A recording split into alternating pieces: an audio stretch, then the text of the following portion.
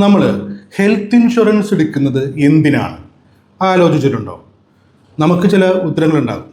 ഒരു ഹോസ്പിറ്റലിൽ പെട്ടെന്ന് അഡ്മിറ്റ് ചെയ്യപ്പെട്ടാൽ ആ സമയം പണം അന്വേഷിച്ച് നടക്കേണ്ട, ഹെൽത്ത് ഇൻഷുറൻസ് ഉണ്ടെങ്കിൽ ക്യാഷ്ലെസ് ആയി ട്രീറ്റ് ചെയ്ത് പോരാ. അതിനു വേണ്ടിയാണ് നമ്മൾ എടുക്കുന്നത്. ഈ രീതിയിൽ ലളിതമായിട്ട് ചിന്തിക്കുന്നവരാണ് ബഹുഭൂരിപക്ഷം ആളുകളും. പക്ഷേ അങ്ങനെയല്ല, ഇതിൽ വലിയൊരു ഇക്കണോമിക് ആസ്പെക്റ്റ് ഉണ്ട്. ഒരു പക്ഷേ നിങ്ങളുടെ ഇൻഷുറൻസ് ഏജൻറ്റ് അത് നിങ്ങളോട് പറഞ്ഞു തന്നിട്ടുണ്ടാവില്ല. അത് ഞാൻ പറയാം. നമ്മുടെ അസറ്റിന് നമ്മൾ നൽകുന്ന ഒരു പ്രൊട്ടക്ഷനാണ് ഹെൽത്ത് ഇൻഷുറൻസ്. അസറ്റിന് നൽകുന്ന പ്രൊട്ടക്ഷൻ. ഇപ്പോൾ 25-30 ലക്ഷം രൂപ വിലയുള്ള കാറിന് എല്ലാവരും ഇൻഷുറൻസ് എടുക്കും. പക്ഷേ വിലമതിക്കാനാവാത്ത നമ്മുടെ മാത്രമല്ല, നമ്മുടെ കുടുംബാംഗങ്ങളുടെ മൊത്തം ശരീരം, അതിന് സംഭവിക്കുന്ന ഏറ്റവും വലിയ ഭീഷണി അസുഖങ്ങളാണ്. അത് നമുക്കുണ്ടാക്കുന്ന ബാധ്യത കാറ് ടോട്ടൽ ലോസ് വന്നാലുണ്ടാകുന്ന ബാധ്യതയൊന്നുമല്ല, അതിൻ്റെ പല മടങ്ങാണ്. പക്ഷേ അതിന് ഇൻഷുറൻസ് എടുക്കാൻ പലർക്കും ഒരു മടിയാണ്. ഇനി അഥവാ എടുക്കുമ്പോഴോ 10 ലക്ഷമോ 15 ലക്ഷമോ എടുത്ത് വയ്ക്കും. അത്രയേ ഉള്ളൂ നമ്മുടെ വില. അതാരും ചിന്തിക്കുന്നില്ല.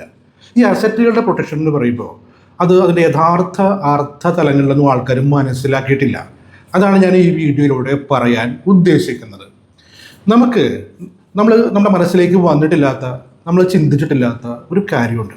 എന്താ പറയുക, നമ്മൾ ഉൾപ്പെടുന്ന ഈ സമൂഹത്തിൻ്റെ ആയുർദൈർഘ്യം വർദ്ധിച്ചുകൊണ്ടിരിക്കുകയാണ് എന്നുള്ളതാണ്.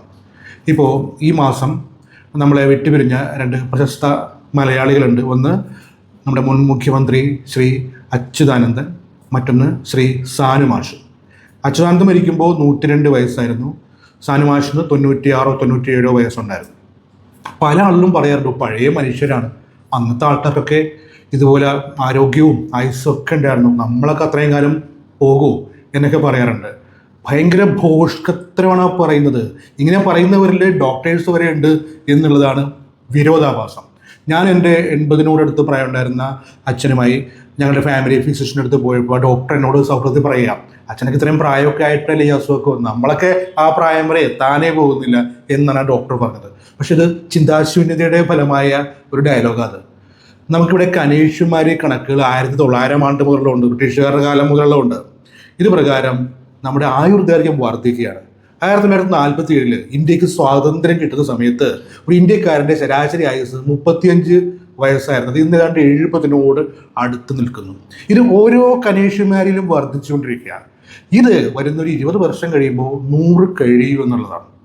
ഇപ്പോൾ നേരത്തെ പറഞ്ഞില്ലേ, ശ്രീ അച്യുതാനന്ദനും ശ്രീ സാനുമാഷും അവരൊക്കെ മരിച്ച് പൊതുദർശനത്തിന് അവരൊക്കെ എടുത്തപ്പോൾ അവരുടെ ക്ലാസ്മേറ്റ്സ് ഒന്നും അവരെ കാണാൻ വന്നിട്ടില്ല.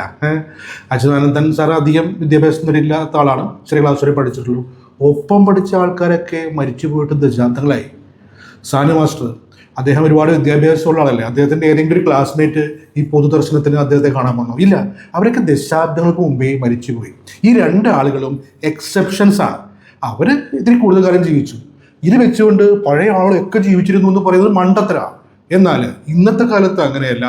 ഇനി 100 വയസ്സിൽ മരിക്കുന്ന ആളെ കാണാൻ ക്ലാസ്മേറ്റ്സിൽ 90% ആൾക്കാരും വരും. ആ ഒരു കാലഘട്ടത്തിലേക്കാണ് വരുന്നത്. ഞാൻ ഇത്രയും പറഞ്ഞത് ബോറടിപ്പിക്കാനോ വിഷയത്തിൽ നിന്നും മാറിപ്പോയിട്ടോ അല്ല. ആയുസ് കൂടുമ്പോൾ അസുഖങ്ങൾ വരും, നിസ്തർക്കമായ വസ്തുതയാണ്. ഇപ്പം സമീപകാലത്ത് ക്യാൻസറിൻ്റെ ഒരു വർധനവ് വന്നപ്പോൾ ആളുകൾ അതിൽ പ്രതിക്കൂട്ടിൽ നിർത്തിയത് വിഷപ്പച്ചക്കറി, ബ്രോയിലർ ചിക്കൻ, അതിനെയൊക്കെയാണ്. അതൊന്നുമല്ല. ക്യാൻസറിൻ്റെ കാരണം ആയുസ്സാണെന്നേ. കുറച്ച് പ്രായം വേണ്ട ഇതൊക്കെ ഒന്ന് വന്നുപെടാൻ. പണ്ടൊക്കെ എന്ന് വെച്ചാൽ അതിന് മുമ്പേ തട്ടിപ്പോവും. 60-65 വയസ്സാകുമ്പോൾ തട്ടിപ്പോവും. ഒരു 85-ന് മേലേക്ക് ജീവിക്കുമ്പോൾ, അങ്ങനെ ജീവിക്കുന്ന ഏതൊരു മനുഷ്യനും ക്യാൻസർ സെൽസ് മൾട്ടിപ്ലൈ ചെയ്യാൻ സാധ്യതയുണ്ട്. അതാണ് വാസ്തവം. പണ്ടൊക്കെ നമ്മുടെ സമൂഹത്തിൽ ഷഷ്ടിപൂർത്തി വലിയൊരു സംഭവമായിരുന്നു 60 വയസ്സ് കഴിയുമ്പോൾ. ഇന്നതൊന്നും ആരും ആഘോഷിക്കാറില്ല. ഷഷ്ടിപൂർത്തിയൊക്കെ വെറുതെ ചെറുപ്പക്കാർ ഷഷ്ടിപൂർത്തിയിലേക്ക് എത്തും. ഞാനും താമസത്തിലെത്തും. ഷഷ്ടിപൂർത്തി മാറി, പിന്നെ സപ്തതിയായി, പിന്നെ സപ്തതി നിർത്തി 80 അശീലിയായി. ഇപ്പം അതും വലിയ ഫാഷനല്ല. ഇപ്പം 84 വയസ്സ്, 1000 പൂർണ്ണചന്ദ്രന്മാരെ കാണുക എന്ന് പറഞ്ഞാൽ 84 വയസ്സ് പൂർത്തിയാകുമ്പോഴാണ്. ഇപ്പം അതൊക്കെയാണ് എല്ലാവരും ആഘോഷിക്കുന്നത്. ഇനി അതും മാറും, ഇനി 100ലേക്ക് പോകും. അപ്പോൾ പ്രായം കൂടുമ്പോൾ അസുഖങ്ങൾ വരാം. ഇവിടെയാണ് വലിയൊരു വെല്ലുവിളി ഉള്ളത്. കാരണം 70-നും 100-നും ഇടയ്ക്കൊക്കെ പല അസുഖങ്ങളും വരാം. അതേപോലെ ഉണ്ടാക്കിയ ഹാർഡ് ഏൺഡ് മണി കംപ്ലീറ്റ് ഹോസ്പിറ്റലുകാരൻ്റെ കാൽക്കൽ കൊണ്ടുപോയി വയ്ക്കേണ്ടി വരും. സോ നമ്മുടെ ഹാർഡ് ഏൺഡ് മണിക്ക് നമ്മൾ പ്രൊട്ടക്ഷൻ എടുക്കണം. അതാണ് ഇൻഷുറൻസ്, അതാണ് ഹെൽത്ത് ഇൻഷുറൻസ്. അപ്പോൾ അങ്ങനെ ചിന്തിക്കുമ്പോൾ ചെറുപ്പക്കാരായിട്ടുള്ള പലരും, ചെറുപ്പക്കാർ മീൻസ് 40s ഒക്കെയുള്ള പലരും അല്ലെങ്കിൽ 50s ഉള്ള പലരും ചിന്തിക്കും, ശരിയാണ് നിങ്ങൾ പറഞ്ഞത് ശരിയാണ്, അപ്പോൾ ആ ഒരു പ്രായമൊക്കെ ആവട്ടെ, അന്ന് ഇപ്പം എനിക്ക് കമ്പനി ഇൻഷുറൻസ് ഒക്കെ ഉണ്ട്, അതൊക്കെ ഉണ്ട്, ആ ഒരു പ്രായമൊക്കെ ആകുമ്പോൾ ഞാൻ നല്ലൊരു ഇൻഷുറൻസ് എടുക്കും എന്ന് പറയാറുണ്ട്. അടുത്ത ഭൂലോക മണ്ടത്തരമാണത്, ബോധമില്ലായ്മ, ചിന്തയില്ലായ്മയാണ്. കാരണം നമ്മൾ ആഗ്രഹിക്കുമ്പോൾ വാങ്ങാൻ പറ്റുന്ന സാധനമല്ല ഹെൽത്ത് ഇൻഷുറൻസ്. ഇത് കമ്പനി നമുക്ക് തരിക കൂടി വേണം, മനസ്സിലായില്ലേ? നല്ല ആരോഗ്യമുള്ളപ്പോഴേ ഈ സാധനം കിട്ടത്തുള്ളൂ. 65-70 വയസ്സ് കഴിഞ്ഞ് എടുക്കാം എന്ന് ചിന്തിച്ചിരിക്കും, അന്നിട്ട് എടുക്കാൻ പറ്റും എന്ന് എന്ത് ഉറപ്പാണ് ഉള്ളത്? എടുക്കാൻ പറ്റിയില്ല എങ്കിൽ മീൻസ് അതിനുള്ളിൽ എന്തെങ്കിലുമൊക്കെ അസുഖം വന്ന് നമ്മൾ സ്കെച്ചിലായി, പിന്നെ ഇൻഷുറൻസ് കിട്ടാൻ വലിയ പ്രയാസമാണ്. കിട്ടിയാലും ആ വന്ന അസുഖങ്ങൾക്ക് ചിലപ്പോൾ ക്ലെയിം കിട്ടിയില്ല എന്നൊക്കെ വരും. അപ്പോൾ നമ്മൾ ഇന്നേ വരെ സമ്പാദിച്ചു വെച്ച സകലതും നഷ്ടപ്പെടാനുള്ള ഒരു ആരൂഢം തെളിഞ്ഞു. പണിയാണത്, പണി വാങ്ങിച്ചു വെച്ചിരിക്കുകയാണ്. സോ അങ്ങനെ ഇതിനെ പോസ്റ്റ്പോൺ ചെയ്യാൻ പാടില്ല. എത്രയും ചെറുപ്പമുള്ളപ്പോൾ, നല്ല ആരോഗ്യമുള്ളപ്പോൾ തന്നെ ഇതെടുക്കുക എന്നുള്ളതാണ്. അപ്പോൾ ചിലർ ചിന്തിക്കും, പറയുമ്പോൾ ഇതിൻ്റെ എല്ലാ വശവും നമ്മൾ സംസാരിക്കണമല്ലോ. ശരിയാണ്, അതും സമ്മതിക്കില്ല. പക്ഷേ വലിയൊരു തുക വർഷാവർഷത്തിന് വേണ്ടി മുടക്കുക എന്ന് വെച്ചാൽ ഒത്തിരി വിഷമമുണ്ട്. നിങ്ങൾ പറഞ്ഞ പോലെ 10 ലക്ഷമോ 15 ലക്ഷമോ ഒക്കെ എടുത്തിട്ട് കാര്യമില്ലെന്നല്ലേ പറയണം. വലിയ കവറേജ് വേണ്ടേ? ഓക്കെ, അതിന് വലിയ തുക വേണ്ടി വരും. ഇപ്പോൾ ആരോഗ്യവാനായ ഞാൻ എൻ്റെ മറ്റു കാര്യങ്ങൾക്ക് പോലും പണം തികയുന്നില്ല, പിന്നെ ഇതിനു വേണ്ടി പണം ചിലവഴിക്കണ്ടേ? ഇത് മെച്ചുവറായി തിരിച്ചു കിട്ടുന്ന ക്യാഷ് ഒന്നും അല്ലല്ലോ. ഇത് ക്ലെയിം വന്നാലല്ലേ ഉള്ളൂ. എനിക്ക് പോയില്ലേ, ഭണ്ഡാരത്തിലിടുന്ന നേർച്ചക്കുട്ടിക്കത്തിടുന്ന പണം പോലെയല്ലേ എൻ്റെ പോയില്ലേ? അത് ഒരു വിഷമകരമായ കാര്യമാണ്. പലരും പറയാറില്ല, ഉള്ളിൽ ഇതൊക്കെയാണ് ചിന്തിക്കുന്നത്. അതിനും പരിഹാരം ഉണ്ടെന്നേ.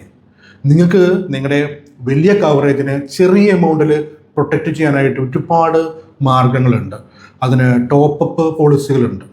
അതല്ലെങ്കിൽ ഒരു ക്ലെയിം വരുമ്പോൾ ആദ്യത്തെ കുറച്ച് എമൗണ്ട് എനിക്ക് വേണ്ട, അതിനപ്പുറത്തേക്ക് ക്ലെയിം വന്നാൽ മാത്രം എനിക്ക് ക്ലെയിം തന്നാൽ മതി, അങ്ങനെയുള്ള ഓപ്ഷൻസ് ചൂസ് ചെയ്യാം. അപ്പോൾ നിങ്ങളുടെ ഇൻഷുറൻസ് പ്രീമിയം പകുതിയിലേറെ കുറഞ്ഞു കിട്ടും.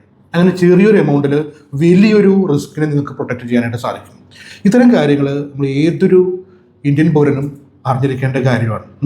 കാരണം നമ്മുടെ സായിപ്പൊക്കെ പണ്ടേ അത്യാവശ്യം ആയുർദൈർഘ്യം ഉള്ള ആളാണ്. ഇന്ത്യക്കാരനും അത് ഉണ്ടായിരുന്നില്ല. അതുകൊണ്ടാണ് ഏതൊരു ഇന്ത്യൻ പൗരനും ഞാൻ പ്രത്യേകം എടുത്ത് പറഞ്ഞത്. നമ്മുടെ ആയുർദൈർഘ്യം റോക്കറ്റ് പോലെ കയറിക്കൊണ്ടിരിക്കുകയാണ്. ഒരുപാട് കാലം ജീവിക്കും.